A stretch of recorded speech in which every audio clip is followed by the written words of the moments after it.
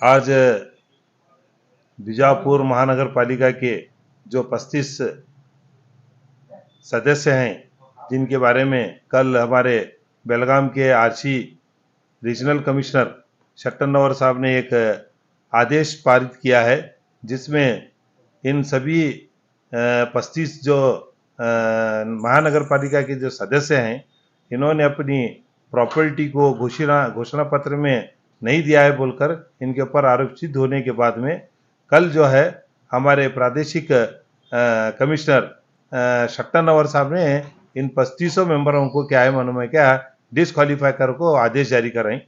वो आदेश का हमें स्वागत कर रहे हैं। पूरे बीजापुर की जनता को तरफ से मैं उनका स्वागत कर रहा हूँ। सर, ये आप किस लिए कोर्ट का दरवाजा खटखटाए थे?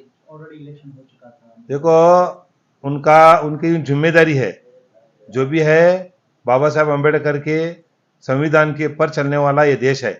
ये देश जो है कौन से भी ऐसा निष्काळजी करे तो नहीं चलने वाला।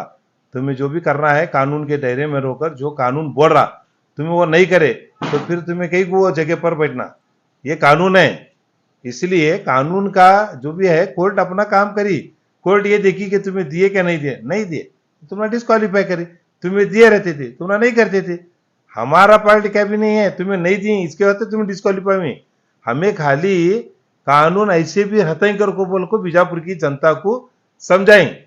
आगे भी चल को अगर कोई भी ऐसा कर रहा तो भी क्या है मालूम है क्या, ये कानून है। ये कानून के अंदर हम उनके खिलाफ जा सकते हैं, उनको हमें अनर कर सकते हैं, उनको डिस्क्वालीफाई कर सकते हैं। ये जानकारी पूरे बीजापुर के आम जनता को मालूम होने कर को बोल को हमें ये काम कर को मैं हमारे प्रकाश मिर्जी भाई और हमारे एडवोकेट दखनी साहब और हमारे ममदापुर हमारे अजीम इनामदार हमारे साथी चाहिए बोले और थोड़े मेम्बर बोल रहे हैं ना। मैं अभी तक इलेक्शन को ठहरा और ना प्रकाश मिर्जी साहब इलेक्शन को ठहरे। हमारे इलेक्शन को ठहरने में, हमारे आने में जाने में ये विषय को वो चीज को क्या भी संबंध नहीं है। इन्हों बीजेपी से है, इन्हों बीजेपी के लीडर थे, हमें कांग्रेस के हैं। बीजापुर में ये चीज मालूम होती लोगों को, आम जनता को, कि तुम्हें गलती करने के बाद में ऐसा भी होता कर को बोल को इसका भी इल्म होना, इल्म सबको होना चाहिए। अगर ये इल्म खाली क्या किताबों में लिख को रखने को असर है क्या?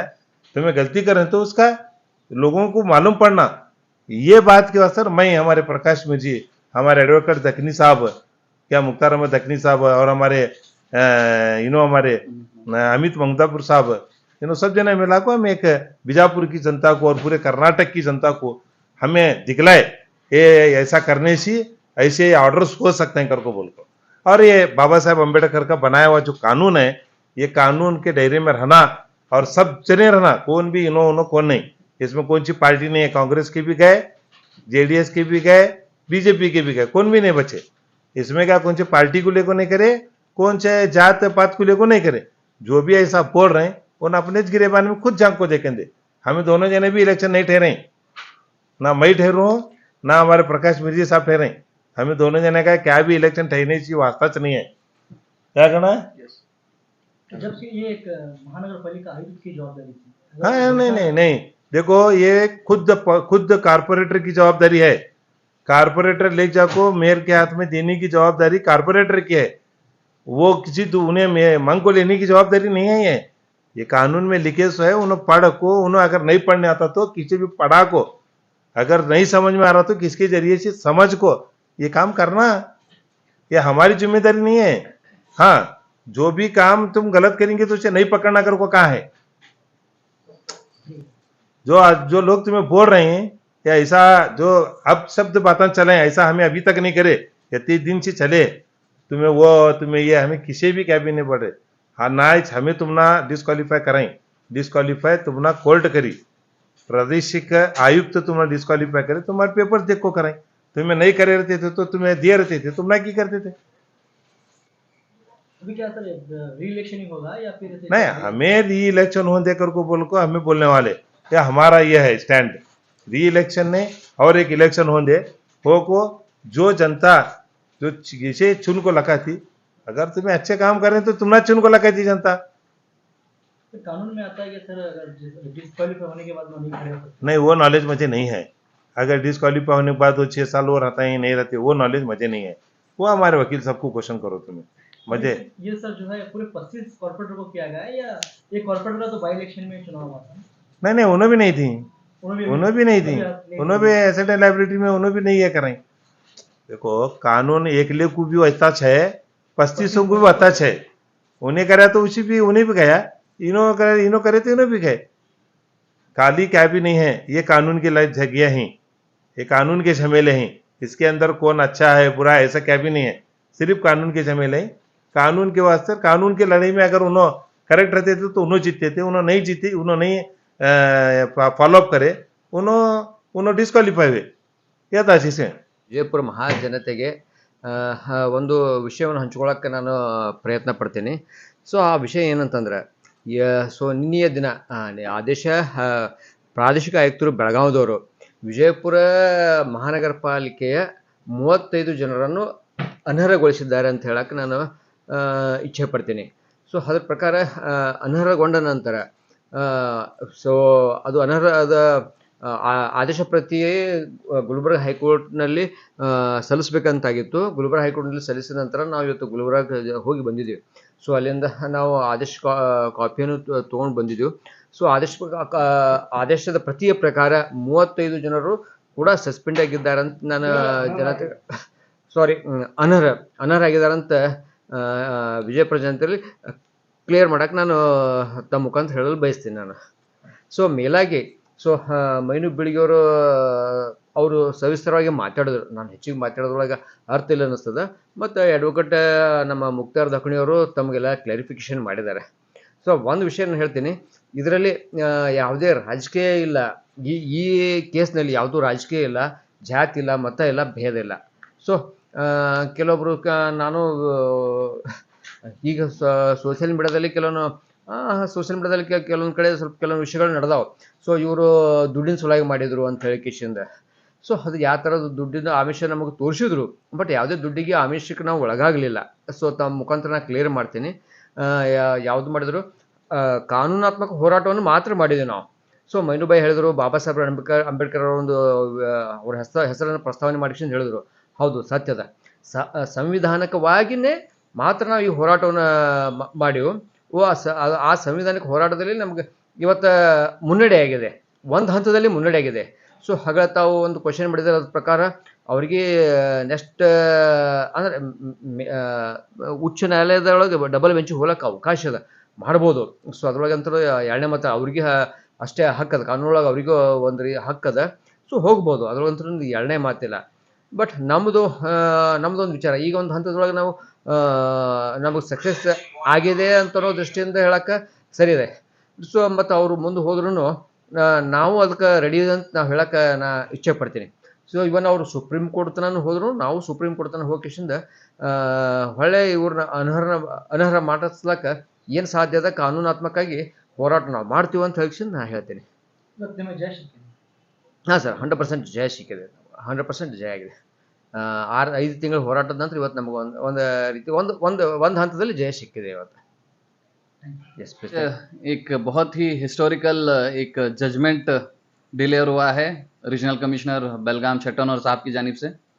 एक बीजापुर महानगर पालिके के जो 34 कॉर्पोरेटर्स हमें लग रहा था कि उन्होंने आस्ती घोष ने ऐसे डिक्लेरेशन नहीं किया है, उसके खिलाफ मैनू बिडगी साहब और मेरे प्रकाश मिर्जी भाई दोनों ने एक पिटीशन फाइल की थी और इनको रिप्रेजेंट किया था अमित ममदापुर और मुख्तार अहमद दखनी साहब ने. और एक बहुत एक कानून की जो एक जागृति या एजुकेट करना था, उस काम को जो है ने बहुत अच्छे तरीके से 8-9 महीने फॉलोअप करने के बाद में रीजनल कमिश्नर को, फिर बाद में से कॉरपोरेशन कमिश्नर को, डीसी को और यूडी सेक्रेटरी वगैरह को जो है ने रिक्वेस्ट करने के बाद में पता चला कि ये लोग एक्शन नहीं ले रहे हैं. इसके बाद में गुलबर्गा हाईकोर्ट के दरवाजे तक हमें जाना पड़ा और उसके बाद में हमें बहुत खुशी है कि एक हाईकोर्ट की इंस्ट्रक्शन के बाद में इनके ऐसे डिक्लेरेशन है क्या नहीं देखने के बाद में, उनको वक्त देने के बाद में एक बहुत बेहतरीन फैसला.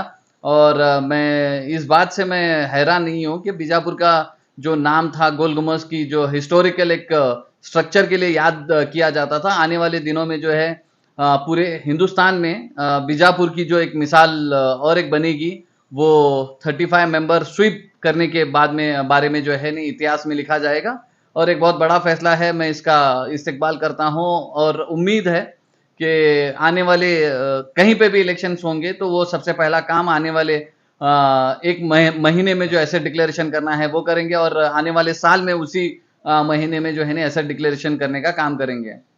और एक सवाल आपका था कि क्या ये लोग आगे मतलब स्टे के लिए वगैरह जाएंगे, सुप्रीम कोर्ट तक वगैरह जाएंगे। देखिए एक कॉन्स्टिट्यूशनल राइट है, ये सबको है। अगर उनको लग रहा है कि उनके साथ में नाइंसाफी हो रही है तो उनके लिए हायर बेंचेस खुले हैं। अगर हमारे साथ में नाइंसाफी होती तो शायद हम लोग भी जो है हायर बेंचेस अप्रोच करते थे। लेकिन मुझे जहां तक ये सारी चीजें जो भी डॉक्यूमेंट्स हमने एविडेंस जमा किए हैं और सारी चीजों को देखने के बाद में प्रोसीडिंग पढ़ने के बाद में हमें पता चल रहा है कि कानून की किताब में कानून जो एक एक्ट है उस एक्ट में सेल्फ डिक्लेयर जो एसेट डिक्लेरेशन करना था, इन्हें नोटिस वगैरह देने की जरूरत नहीं थी, वो सारी चीजें हैं। फिर बाद में कोई कॉर्पोरेटर जो है एसेट डिक्लेरेशन का एक इनवर्ड नंबर जो है पुरानी डेट का वगैरह करके दिया है, वो सारी चीजें इनवर्ड इसमें प्रोसीडिंग में है। तो ये सारी चीजें यही कहती हैं कि आपने अपना फर्ज नहीं निभाया है, उसके बाद में आपको जो है ना आप इस पोजीशन पे नहीं आगे बढ़ सकते, इसीलिए आपको डिस्क्वालीफाई किया गया है। और एक साथ में कल एक और एक न्यूज देखा कि एक हमारे सीनियर कॉर्पोरेटर हैं बता रहे हैं कि नहीं हमारे जो है ना कोर्ट में फैसला है, उसके बाद में जो है ना हमें अभी तक उसका जवाब नहीं मिला है।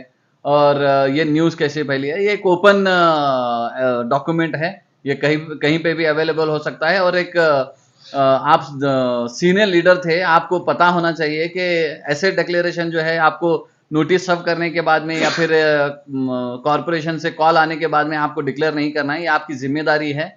और कुछ इसमें कॉरपोरेटर्स ऐसे हैं जो बाय चॉइस हैं और कुछ बाय चांस हैं। अब लड़ाई यही देखनी, वेट एंड वॉच करना होगा कि इसमें से कितने लोग चुनकर आएंगे। लेकिन मुझे उम्मीद है कि कॉरपोरेशन का जो कानून है उस कानून को जो है ने आरसी ने और गवर्नमेंट ने जिस तरीके से फॉलो किया है, उन सारी चीजों को देखते हुए हाई कोर्ट भी जो है फैसला, हाई कोर्ट हो या सुप्रीम कोर्ट हो, जो कॉन्स्टिट्यूशनल उसमें लिखा गया है कॉन्स्टिट्यूशन में, उसे फॉलो करते हुए हमें उम्मीद है कि इसे ही कंटिन्यू किया जाएगा। अभी लोगों में और एक जो बात जो तेजी से जो फैलती जा रही है, ये मेयर जो है कांग्रेस का ना नहीं बनने की वजह से डिस्क्वालीफाई उस्तुवारी मंत्री द्वारा किया गया है। इससे नहीं, जब कानून में सेक्शन 19 में जिस तरीके से सेक्शन 19 के जिस तरीके से कानून को फॉलो करना था उसको नहीं फॉलो करने की वजह से, एसेट डिक्लेरेशन नहीं करने की वजह से ये सारी चीजें भी हैं। एक तो पहली बात है, तुम्हें खुद कानूनात्मक गलती कराई, उसके बाद में तुम्हें बीजेपी कांग्रेस है वो ये क्या भी संबंध नहीं है। ये अभी परसों दिन करे सो केस नहीं है, पब्लिक को पहले ये ध्यान में रख दे।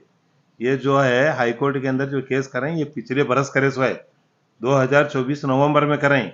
अभी जो मेयर का इलेक्शन हुए ये कल ने परसों है, इसके अंदर हाँ इसके अंदर क्या है मालूम है क्या, उस्तुवारी सचिव कराएं उन्हों कराएं, ये गलत अफवाह फैला को क्या भी तुम्हें हासिल नहीं कर सकते। उन्होंने सरकार को अधिकार कोर्ट दी, हाई कोर्ट जो है सरकार को अधिकार दी, तभी जाको सरकार इसके ऊपर एक्शन ले सो है। इससे पहला हमें पूछे तो एक्शन नहीं लेते। अब भी जब कोर्ट उनको डायरेक्शन दे के बाद में लेना पड़ता, कोर्ट के डायरेक्शन से आगे कौन जा सकता है क्या। ये गलत अफवाह है, उन्होंने अपने नाकामी को छुपाने के लिए ये बातें कर रहे हैं। ये मेयर का और उप मेयर का कुछ उसे क्या भी संबंध से नहीं है, क्या भी उससे संबंध संबंध है, नहीं उसे क्या संबंध है भी नहीं। Court direction court court direction के बाद में परवेश जो है। है ना आरसी सरकार जो है ना इनिशिएट करके ये सारी चीजें प्रोसीड करे और ये प्रोसीडिंग बुक वगैरह में जो है ना इसके बारे में आपको मालूमात मिल जाती। और ये और कई सारे सवाल उठ रहे हैं कि मैनोबिल की इलेक्शन होने वाले हैं, अजीम इनाम प्रकाश मिर्जी है जो कैंडिडेट हैं। नहीं, ये कॉन्स्टिट्यूशनल राइट है हमारा। जब अगर एक इलेक्टेड बॉडी डिस्क्वालीफाई हो जाती है तो उसे 6 महीने में जो है ना री इलेक्शन होता, वो डिपेंड करता है, इलेक्शन कमीशन 6 महीने में करती है, 6 साल में करती है। इसके बाद में जो है ना फ्रेश इलेक्शन होते हैं, उसे हमना भी तुमना भी अधिकार है, जो चाहे उसे इलेक्शन कंटेस्ट कर सकता है। ये जो है ना अभी सिंपैथी हासिल करने के वास्ते, अपनी गलतियों को छुपाने के वास्ते, अपनी नाकामयाबियों को छुपाने के वास्ते एक दूसरे के ऊपर ब्लेम करने का ब्लेम गेम चल रहा।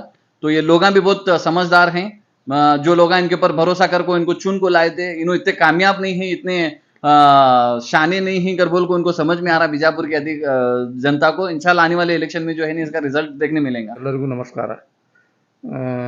ಮೈನುದ್ದೀನ್ ಬಿಳ್ಗಿ ಹಾಗೂ ಪ್ರಕಾಶ್ ಮಿರ್ಜಿಯವರು ಒಂದು ರಿಟ್ ಪಿಟಿಷನನ್ನು ಫೈಲ್ ಮಾಡಿದರು ಕಲಬುರಗಿ ಬೆಂಚ್, ಕರ್ನಾಟಕ ಹೈಕೋರ್ಟ್ ಕಲಬುರಗಿ ಬೆಂಚಲ್ಲಿ 203601/2024 ರಿಟ್ ಪಿಟಿಷನ್ ನಂಬರ್. ಅವ್ರ ಪ್ರಾರ್ಥನೆ ಏನಿತ್ತಂದರೆ, ಇವರು ಮಹಾನಗರ ಪಾಲಿಕೆ ಸದಸ್ಯರು ಯಾರೂ ಆಸ್ತಿ ಘೋಷಣೆ ಮಾಡಿಲ್ಲ, ಹಾಗಾಗಿ ಅವರ ಸದಸ್ಯತೆಯನ್ನು ನಿಲ್ಲು ಹೋಗುತ್ತದೆ, ಅದಕ್ಕಾಗಿ ಅವರನ್ನು ಅನರ್ಹರಂತೂ ಘೋಷಣೆ ಮಾಡಬೇಕಂತ ಪ್ರಾರ್ಥನೆ ಮಾಡಿದರು ಕರ್ನಾಟಕ ಹೈಕೋರ್ಟ್ಗೆ. ಕರ್ನಾಟಕ ಹೈಕೋರ್ಟ್ ಆ ವಿಚಾರಣೆಯನ್ನು ತಕ್ಕೊಂಡುಕೊಂಡು ಸರ್ಕಾರಕ್ಕೆ ಒಂದು ಆದೇಶ ನೀಡಿತು. ತಮಗೆ ಇದರ ಬಗ್ಗೆ ಅಧಿಕಾರ ಇದೆ, ಸರ್ಕಾರ ವಿಚಾರಣೆಯನ್ನು ತೆಗೆದುಕೊಂಡು ಸದಸ್ಯರು ಅನರ್ಹರಿದ್ದಾರೆ ಅಥವಾ ಅರ್ಹರಿದ್ದಾರೆ ನೋಟಿಸ್ ಜಾರಿ ಮಾಡಿ ಅವರು ವಿಚಾರಣೆಗೊಳಪಡಿತು ಇನ್ಕ್ವೈರಿ ಮಾಡಿ ಅವರಿಗೆ ಅನರ್ಹ ಅಥವಾ ಅರ್ಹರಿದ್ದಾರೆ ಅಂಥೇಳಿ ಒಂದು ಡಿಸಿಷನ್ ತೊಗೋಬೇಕಂತೇಳಿ ಒಂದು ಕರ್ನಾಟಕ ಹೈಕೋರ್ಟ್ 3ನೇ ತಾರೀಕಿಗೆ ಒಂದು ಆದೇಶ ಮಾಡಿತ್ತು, ಫೆಬ್ರವರಿ 3ನೇ ತಾರೀಕಿಗೆ.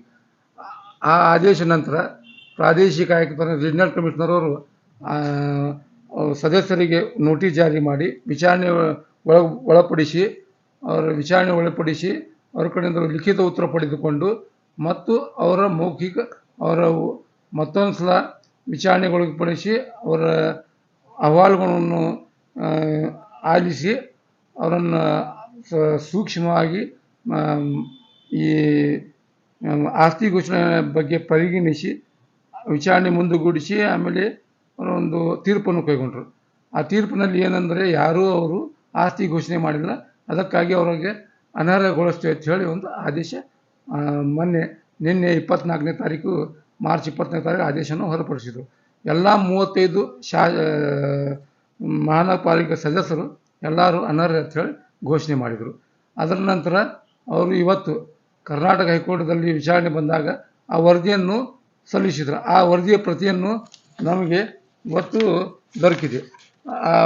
ಆ ವರದಿಯಲ್ಲಿ ಏನಿದೆ, 35 ಜನ ಮಹಾನಗರ ಪಾಲಿಕೆ ಸದಸ್ಯರು ಅನರ್ಹಗೊಳಿಸಲಾಗಿದೆ ಅಂತೇಳಿ ಅವರು ಒಂದು ಆದೇಶ ಹೊರಡಿಸಿದ್ದಾರೆ. ಸರ್ಕಾರ ಪ್ರತಿನಿಧಿ ಪ್ರಾದೇಶಿಕ ಆಯುಕ್ತರು, ಅವರು ಡಿಸ್ಟ್ರಿಕ್ಟ್ ಕೋರ್ಟ್ ಇದ್ದಂಗೆ, ಅವರು ಜಡ್ಜ್, ಅವರು ಆದೇಶ ಹೊರಡಿಸಿದ್ದಾರೆ, ಅನರ್ಹಗೊಳಿಸಿದ್ದಾರೆ, ಡಿಸ್ಕ್ವಾಲಿಫೈ ಮಾಡಿಸಿದ್ದಾರೆ. ಇದಕ್ಕೇನು ಅವ್ರು ಮುಂದೆ 2ನೇ ಬೆಂಚಿಗೆ ಹೋಗ್ಬೋದು, ಅವರ ಅಧಿಕಾರ ಇದೆ, ಅವ್ರು ಹೋಗಬಹುದು. ಅವರು ಅದಕ್ಕೆ ಚಾಲೆಂಜ್ ಮಾಡಿ ಎಷ್ಟು ದೂರದಲ್ಲಿ ಹೋಗೋ ಚಾನ್ಸ್ ಇರ್ತೋ ಅಥವಾ ಇದು ರಿಎಲೆಕ್ಷನ್ ಆಗ್ತೋ? ಯಾವ ಒಂದ್ಸಲ ಡಿಸ್ಕ್ವಾಲಿಫೈ ಆದ್ರೆ ರಿಎಲೆಕ್ಷನ್ ಆಗಬೇಕು. ಆದರೆ ಅವ್ರಿಗೆ ಅಧಿಕಾರ ಇದೆ, ಅವ್ರ ಮೇಲ್ಮನವಿ ಮಾಡಬಹುದು. ಕರ್ನಾಟಕ ಹೈಕೋರ್ಟ್ ಡಬಲ್ ಬೆಂಚ್ಗೂ ಮಾಡಬಹುದು ಅಥವಾ ರಿಟ್ ಪಿಟಿಷನ್ ಮುಖಾಂತರನೂ ಅವರು ಆದೇಶಕ್ಕೆ ಚಾಲೆಂಜ್ ಮಾಡಬಹುದು. ದಖನಿ ಅಡ್ವೊಕೇಟ್.